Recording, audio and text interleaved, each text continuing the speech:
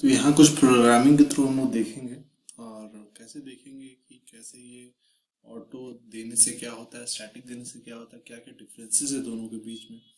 तो as it is हमारा जो प्रोग्राम है, पहले का हमारा ये प्रोग्राम था। ओके,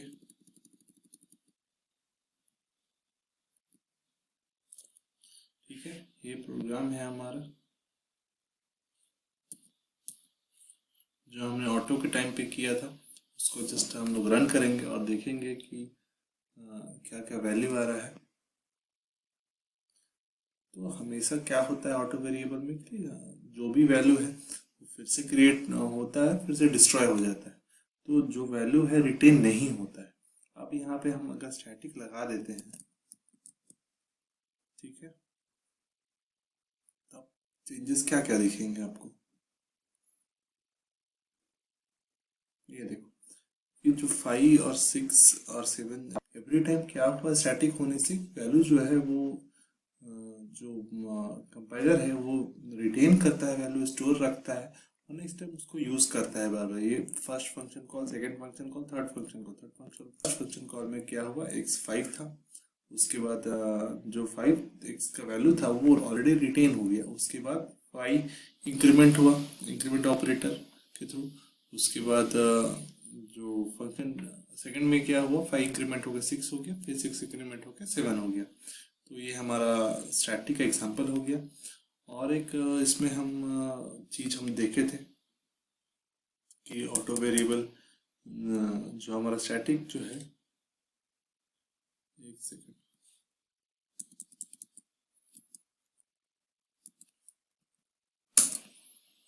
अगर हम int a is equal to 5 देते हैं और static int x is equal to 5 देते हैं, सॉरी a देते हैं अगर, तो क्या होगा यहाँ पे। तो यहाँ पे क्या होता है कि नॉर्मली स्टैटिक के साथ जो कंडीशंस है वो हमेशा कांस्टेंट ही असाइन करेंगे उसके साथ, ना कि कोई नॉर्मल कोई डिफरेंट वेरिएबल। तो ये हमें हमेशा ध्यान रखना है हमें। तो इसको हम रन करेंगे और रन करके देखते हैं क्या आउटपुट देता है। ये एरर दे रहा है, ठीक है, initial element is not constant. ये हमें ध्यान रखना है कि जो भी वैल्यू असाइन कर रहे हैं वो कांस्टेंट ही हो स्टैटिक के साथ, ना कि डिफरेंट कोई वैल्यू हो।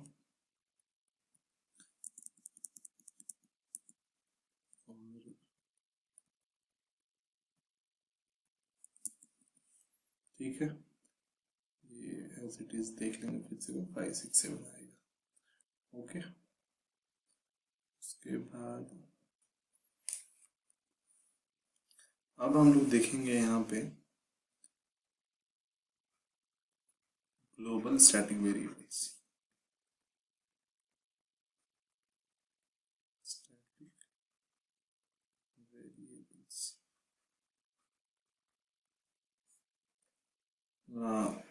ग्लोबल स्टैटिक वेरिएबल कैसे डिफरेंट है लोकल से। नॉर्मली हमारा कोई भी अगर ग्लोबल वेरिएबल्स किसको बोलते हैं, जैसे मान लो हमारा पे ये हेडर फाइल है। ओके, यहाँ से प्रोग्राम शुरू होता है। अगर हम मेन से पहले देते हैं कोई भी वेरिएबल, ये हमारा मेन है, यहाँ पे हम सेट ऑफ वेरिएबल्स दे दिए। ओके, इंटीजर ए या इंटीजर बी या कुछ भी जो भी है, ये हमारा ग्लोबल वेरिएबल्स होता है। ओके, ये मतलब ग्लोबली इसको हम एक्सेस कर सकते हैं, यूज कर सकते हैं। तो अगर ऑटो वेरिएबल का रूल क्या है कि वो ब्लॉक पे ब्लॉक अंदर में रहता है बाय डिफॉल्ट, उसकी वैल्यू जो है एग्जॉस्ट हो जाती है। लेकिन अगर हम कोई भी ग्लोबल वेरिएबल जो है उसका क्या है, वो ऑलरेडी ऑलरेडी अगर ग्लोबल है तो सब जगह एक्सेसिबल है, वो उसकी वैल्यू एग्जॉस्ट नहीं होगी क्योंकि वो मेन से पहले है। लेकिन यहाँ पे हम लोग उसको इसलिए यूज करते हैं, कुछ हमारा रूल है, उस रूल की वजह से ही हम लोग उसको यूज करते हैं। उसका एक यूज क्या है, उसको हम लोग ये के लिए यूज करते हैं, मोस्टली डेटा हेडिंग के लिए यूज करते हैं। ओके,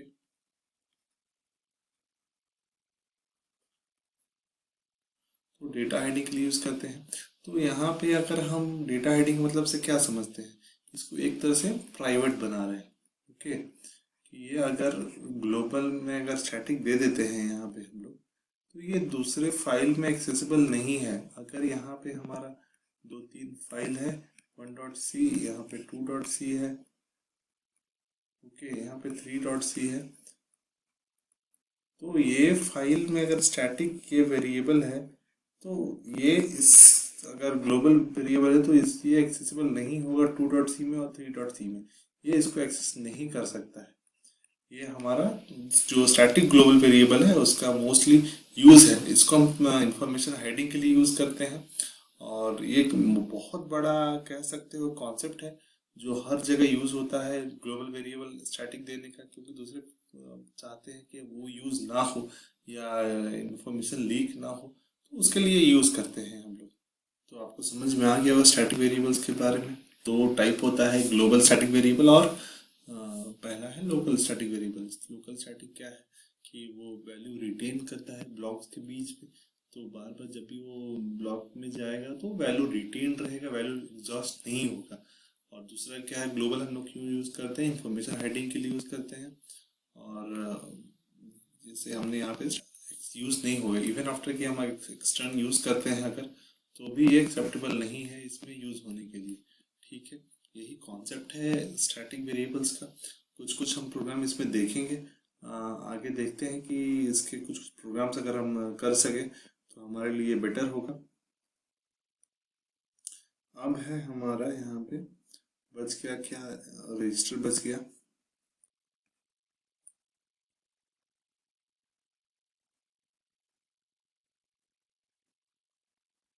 अब हमारा बच गया register storage class. Mostly register storage class जो है वो एज इट इज सेम है ऑटो से, ऑलमोस्ट सेम है, ऑलमोस्ट सेम एज ऑटो।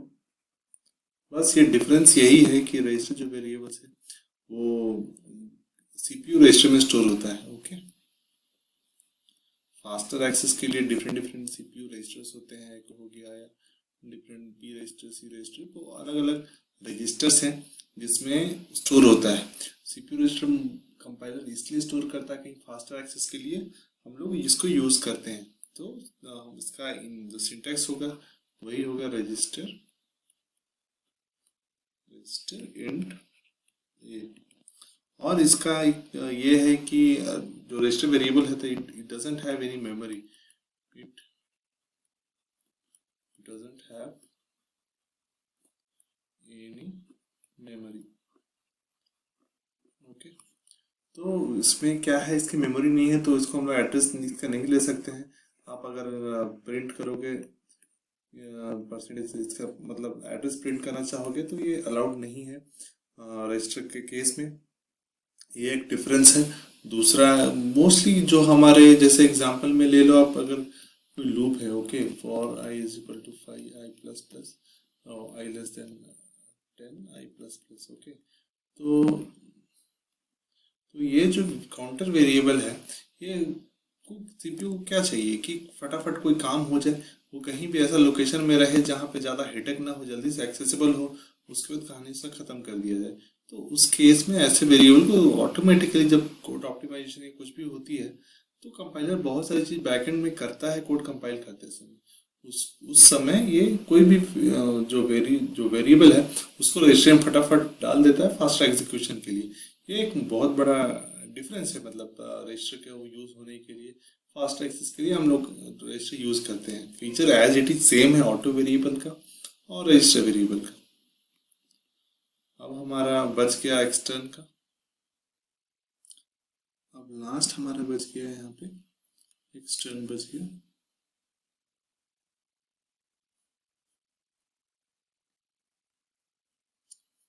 अब लास्ट हमारा बच गया यहाँ पे एक्सटर्न। ओके,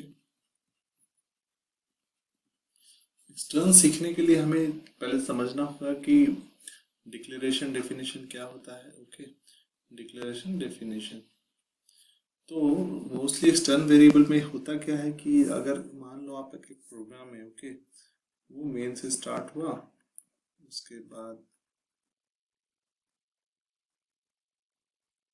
ठीक है, तो यहाँ पे मान लो वेरिएबल है इंडेक्स इज टू 5, तो ये x को चाहता है। ओके, तो मेन कैसे यूज करेगा अगर यहाँ पे यूज करना चाहता है तो ये जो है इसका जो है यहाँ पे ओके डिक्लेरेशन है और यहाँ पे जो है ये डेफिनेशन है। ओके, सॉरी यहाँ पे वैल्यू नहीं देंगे, सॉरी सॉरी। तो इंट x जो है ये डिक्लेरेशन है, यहाँ पे जहाँ जहाँ डिफाइन करना होगा तो वहां पे हम लोग इसको डिफाइन करेंगे। डिफाइन करते समय क्या देंगे यहाँ पे extern x is equal to 8 और 5 जो भी है, जो भी वैल्यू रहेगा वो देंगे। मतलब क्या है, जहाँ जो जो जैसा यूज करना चाहता है वहां पे हम लोग उसको एक्सटर्न कीवर्ड देके यूज कर सकता है। सॉरी सॉरी सॉरी, यहाँ पे इंट अगर x इज इक्वल टू 5 रहेगा तो जो भी यहाँ से x यूज करना चाहेगा, मेन फंक्शन अगर यूज करना चाहेगा तो वो हमारा एक्सटर्न दे देंगे। मतलब लिंकेज के लिए जैसा देंगे कि जो भी यूज करना चाहता है भाई यहाँ से ले जाओ, लेकिन इसको एक्सटर्न दे दो कि बता दो कि यहाँ पे हमारा वेरिएबल है जिसको हम यूज करना चाहते हैं, वो नाम देके उसके बाद यूज कर सकते हैं। मोस्टली होता क्या है कि हमारे जैसे हम लोग मोस्टली एक क्या बोलते हैं उसको, डिफरेंट डिफरेंट स्टेट्स अगर हम लोग नॉर्मल नॉर्मल फाइल से डील किए हैं, लेकिन अगर फाइल ज़्यादा है जैसे 1.c है, 2 है, 3.c है, तो बहुत सारे इसमें वेरिएबल रहते हैं इंट x। तो ये x को मान लो ये यूज करना चाहता है, इसमें 2.c चाहता है, 3.c यूज करना चाहता है, जो भी यूज करना चाहेगा तो उसको कुछ करना कुछ नहीं है, उसको बस एक्सटर्न दे देना है। उसके बाद ये ऑटोमेटिकली जो इसका लिंकेज है वो सब में एक्सेसिबल हो जाएगा। तो जो x है वो सारे में एक्सेसिबल हो जाएगा एक्सटर्न की देते के साथ। ये इसकी लॉजिक है कि मोस्टली एक्सटर्न का यूज ही यही है कि डिफरेंट डिफरेंट में लिंकेज देने में यूज आता है ये। तो चीज़ें समझ में आ गई होगी मोस्टली कि 1.c 2.c 3.c different different file में अगर यूज करना चाहते हैं तो हम एक्सटर्न एज ए उसको दे देंगे करना है, तो उसके बाद हम यूज कर सकते हैं लिंकेज प्रोवाइड करने के लिए। ओके, तो हम जस्ट समराइज कर देंगे एक्सटर्नल जो है कीवर्ड, वो रजिस्टर जो है वो मोस्टली एक सेकेंड, तो चीज़ें हम समराइज कर देंगे। स्टैटिक, उसके बाद है रजिस्टर, उसके बाद है एक्सटर्न, उसके बाद है हमारे पास ऑटो। ओके, ऑटो की जो ऑटो हमारा हो गया, एक्सटर्न हो गया, रजिस्टर हो गया, स्टैटिक हो गया। तो स्टैटिक क्या होता है, ये रिटेन करता है वैल्यू को। ओके, और एक तरह से इंफॉर्मेशन हाइडिंग भी करता है। ओके, रजिस्टर क्या करता है, सीपीयू रजिस्टर में स्टोर करता है फास्टर एग्जीक्यूशन के लिए। ओके, और फास्टर तो जो भी हमारा है यूज करने के लिए एक्सटर्न कीवर्ड दे देता है वो यूज करने के लिए। ऑटो क्या है, ऑटो में बाय डिफॉल्ट जो भी वेरिएबल है, डिफॉल्ट वेरिएबल जिसको बोलते हैं कि अगर हम असाइन नहीं भी करें तो उसमें डिफॉल्ट गार्बेज लेके वो नॉर्मल जो भी वेरिएबल्स होते हैं वो ऑटो वेरिएबल्स होते हैं। उसके बाद हम उसका देख लेंगे डिफॉल्ट वैल्यूज क्या क्या है और इनिशियल वैल्यूज क्या क्या है। इसके स्टैटिक का जो इनिशियल वैल्यू है वो है 0। ओके, उसके बाद ऑटो का जो रजिस्टर भी भैया गार्बेज ही स्टोर कर। एक्सटर्न जो है वो आपका तो मेमोरी में स्टोर रहता है, तो उसका कुछ ऐसा वैल्यू नहीं है और डिफरेंट डिफरेंट इनिशियलाइजेशन भी नहीं होता है।